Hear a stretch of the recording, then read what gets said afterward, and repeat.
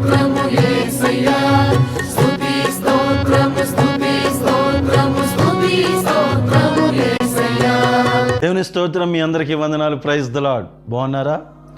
దేవుడి యొక్క ఉదయకాల వాగ్దానము సామెతలు 24:27 వచనం. బయట నీ పని చక్క పెట్టుకొనుము, ముందుగా పొలములో దాన్ని సిద్ధపరచుము, తర్వాత ఇల్లు కట్టుకొనవచ్చును. ఏంటండి ఈ మాట? ఏదో ఒక మర్మం చూపిస్తుంది. ఈ మాట ఏదో సరిచేస్తుంది. ఈ మాట మనల్ని ఏదో సిద్ధపరచమంటుంది. ఈ మాట ఇల్లు కట్టుకో అని చెప్తుంది. అనేక మాటలు నీతో నాతో మాట్లాడుతున్నప్పుడు ఏమంటున్నాడంటే బయట నీ పని చక్క పెట్టుకోనము. అవునండి, మొదటిగా మన చుట్టూ అందరి దగ్గర మంచి నామం పొందాలి. ఈ వ్యక్తి మంచివాడు, ఈ వ్యక్తి మంచివాడు, ఈ వ్యక్తి మంచిది. లేకపోతే ఇంకా మన కుటుంబం గురించి కానీ మన ఇంటి చుట్టూ ఉన్నవారు మన గురించి అనేక మంది ఏం చేయాలంటే చక్క పెట్టుకోవాలి. ఎందుకంటే ఈరోజు నేను చూస్తున్న ప్రదేశంలో ఇటు సైడ్ అటు సైడ్ అన్ని అపార్ట్మెంట్స్ అయిపోయినాయి. అంటే అపార్ట్మెంట్ అంటే 3 floors 4 అంతస్తులు 3 అంతస్తులు కూడా అయిపోయినాయి. అయితే ఏదన్నా కట్టుకోవాలంటే వారింటి ముందు ప్లేస్ సరిపోవట్లేదు. పక్కనింటి ముందు ఆ ముందు ఈ ముందు వేసుకోవాలి. ఏ చిన్న తగాదా ఉన్నా పెట్టుకోవడానికి అవకాశం లేదు, అది మీకు తెలుసు. అయితే ఇక్కడ ఏమంటున్నాడంటే మొదటిగా బయట చక్క పెట్టుకో. అయితే పర్మిషన్ ఎలా ఉంటుందంటే అడిగి పెట్టుకోవాలి. ఒకవేళ నచ్చకపోతే మనకు తెలుసు. అయితే అది ఏంటంటే ప్రతిదీ మనం ముందు బయట, అందుకని వాక్యం చెప్తుంది బయట మీ పని చక్క పెట్టుకోనము, ముందుగా మీ పొలంలో పని దానిని సిద్ధపరచము. అవునండి, పొలాల్లో కూడా నానా విధాలుగా గొడవలు, కంచులు, కట్లు, రకరకాలుగా అన్నీ ఉంటాయి.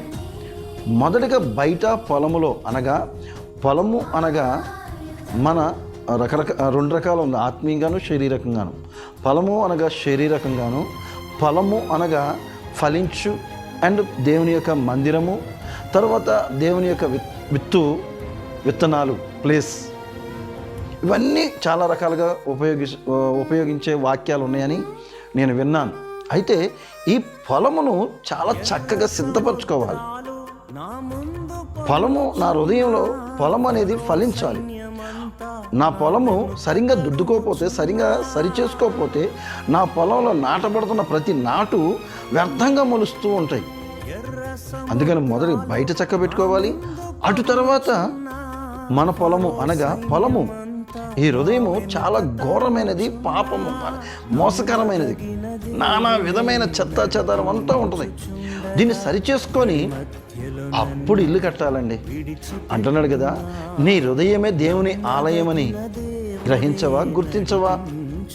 కనుక ఈ హృదయంలో దేవుణ్ణి ఆహ్వానిస్తున్నప్పుడు మొదటిగా మన చుట్టూ ఉన్న వాతావరణాన్ని ఫలించేటట్టుగా, అంటే ఆత్మీయంగా ఉండాలి. చాలా వరకు నేను వెళ్ళే చోట ఎక్కడైనా సరే ఏదన్నా మాట్లాడుతున్నప్పుడు ఈయన మంచోడు అని అంటూ ఉంటారు. నాకు నేను గొప్పగా చెప్పుకోవట్లేదు, ఉన్న సత్యమైన వాక్యం.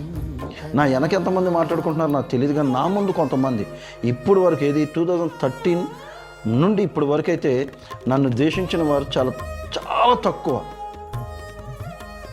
అయితే నేను ఎందుకు చెప్తున్నానంటే మనము ఆ రీతిగా ఎదుగుతూనే ఉండాలి, కానీ పడిపోవద్దు. ఒకవేళ పడినా ఏదో అనుకోని రీతిలో పడ్డాం కాబట్టి మరలా తిరిగి లేచి మన హృదయాన్ని ఏం చేసుకోవాలంటే పరిశుద్ధపరచుకోవాలి. మురికిలో పడతాము, వర్షాకాలం రాబోతుంది, పడినప్పుడు బురద మీద పడినప్పుడు మరి బురద పడిందనేసి మనం అన్నీ ఏం చేయం కదా, దాన్ని పరిశుద్ధపరచుకుంటాం. అలాగే మన హృదయాన్ని కూడా పరిశుద్ధపరచుకుంటే అంటున్నాడు కదా ఇల్లు కట్టుకొనవచ్చు, అంటే దేవుణ్ణి ఆహ్వానించవచ్చు. 2-3 మాటలు దీంట్లో కనబడుతున్నాయండి. మొదటిగా చుట్టూ ఉన్న వారందరినీ ప్రేమించాలి, చుట్టూ ఉన్న వారందరి దగ్గర ప్రేమను పొందుకోవాలి, ప్రేమించాలి, ప్రేమను పొందుకోవాలి. రెండోది మొదటికి మన ఇంట్లో పొలము, మన పొలములో అనగా హృదయంలో నీట్గా పరిశుద్ధంగా ఉంచుకుంటే ఇల్లు కట్టవచ్చు, అనగా ఆయన్ని ఆహ్వానించవచ్చు. ఆయన్ని ఆహ్వానిస్తే పరిశుద్ధాత్ముడు ఆటోమేటిక్గా నీలో నాలో పొంగుతూ ఉంటాడు, ఆటోమేటిక్గా ఉప్పొంగుతూ ఉంటాడు. మనము వెలుగుతూ అనేక మందిని వెలిగించవచ్చు. ఒకవేళ మన ఆత్మలో ప్రభువైన యేసుక్రీస్తు వారిని ఆహ్వానించకపోతే మనం వెలగము, ప్రక్కన ఉన్న వాళ్ళని కూడా వెలగనీయము. కనుక దయచేసి వాక్యం మీకు అర్థమైందని నేను అనుకుంటున్నాను. ఒకవేళ వ్యర్థమైతే వాక్యం అయితే చదివాను కదా, ఆ వాక్యాన్ని మీరు మరొకసారి చదువుకొని దేవుడు మీకు ఏం బయలుపరుస్తున్నాడు అది కంటిన్యూ అవ్వండి. దేవుడి కొన్ని మాటలు దీవించును గాక. తల ఉంచుకున్న కళ్ళు మూసుకున్న ప్రార్థిద్దాం. పరిశుద్ధుల జీవాధిపతి నీకు వందనాలు. ప్రాముఖ్యమైన మాట, ఇల్లు అనగా నీ హృదయమే దేవుని ఆలయం అని గ్రహించవా? అవునయ్యా, ఈ ఇంటిలో, నా హృదయం అనే ఇంటిలో నేను పరిశుద్ధంగా ఉంచుకుంటున్నానా, లేకపోతే ఎక్కడ పడితే అక్కడ వదిలేస్తున్నానా?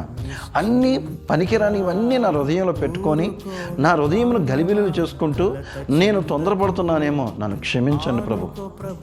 నేను చేస్తున్న ప్రతి పనిని మీరు ఆశీర్వదించండి, జ్ఞానం దయచేయండి, ఆలోచన దయచేయండి, సమస్తమును పుట్టించి అనేక మందిని వెలిగించేవాడిగా నన్ను, ఈ యొక్క వినిపించడంలో ఉన్న ప్రతి ఒక్కరిని వెలిగించేవారుగా, అనేక మంది వెలిగించేవారుగా, వారు మేమందరం కలిసి ఒక ఆత్మను సంపాదించేవారుగా మేము ఉండటకు సహాయం చేయమని ఈ చిన్న ప్రార్థన ప్రభువైన యేసయ్య అతి పరిశుద్ధ నామమున అడిగి వేడుకొని పొంది ఉన్నాం పరమ తండ్రి. ఆమెన్. Praise the lord. ఈరోజు పెళ్లి రోజు అలాగే పుట్టినరోజులు జరుపుకుంటున్న మీ అందరికీ నా హృదయపూర్వక వందనాలు. వినండి వినిపించండి కార్యక్రమం ద్వారా మీరు ఆశీర్వదించబడుతున్నందుకు వందనాలు. అలాగే పెళ్లి రోజులు, పుట్టినరోజులు జరుపుకుంటున్న వారికి వినండి వినిపించిన తరపున మీకు దేవుడి దీవులు కలుగును గాక. ఆమెన్.